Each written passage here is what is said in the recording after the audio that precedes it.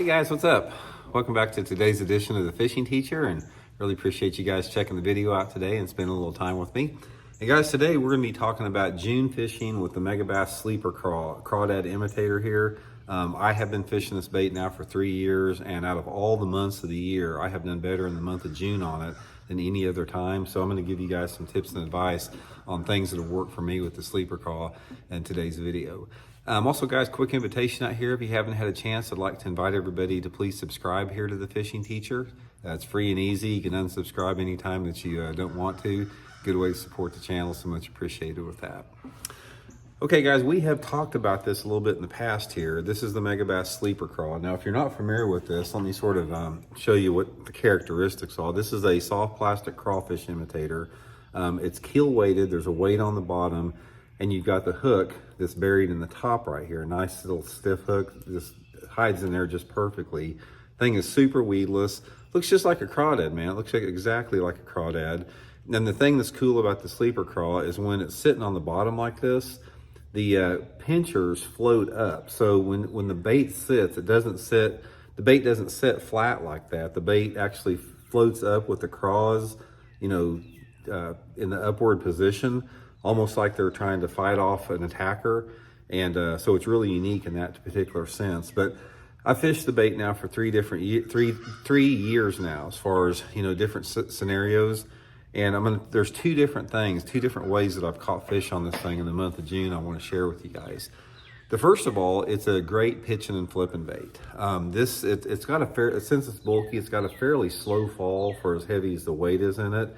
But some of the best success I've had on it during the month of June, pitching and flipping it around whatever shallow cover you have in your lake, in less than 3 or 4 foot of water. My number one thing has been lay down trees and logs, just pitching it around lay downs. I've caught a lot of fish doing that. Caught a bunch of fish pitching it underneath boat docks and in some shallow grass.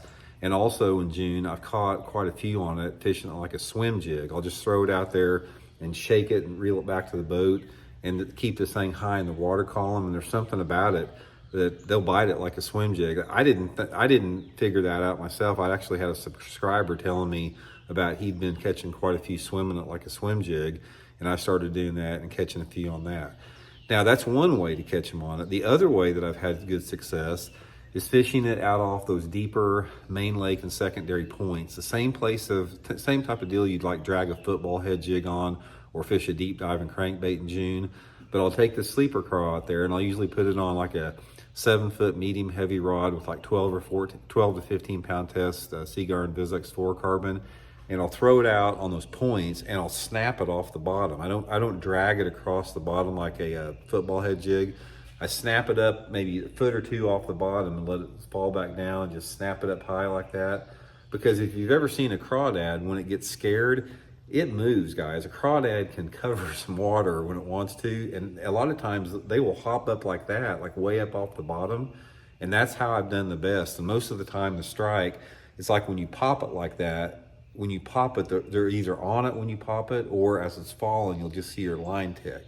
But that's the two different ways that I caught them. But main thing, guys, I wanted to share this with you. I'll link this in my Tackle Warehouse link in the description if you guys want to pick up a couple of them. They got a lot of good colors. Just any type of a green or watermelon would be my suggestion. But give it a try. I mean, I've fished it, pretty much 12 months out of the year. I've tried it in 12 months out of the year. In June, for whatever reason, I've had more success in this month than any other time of the year with the sleeper craw. So anyway, I think it might add up to a few more fish for you guys, and we'll talk later. See you.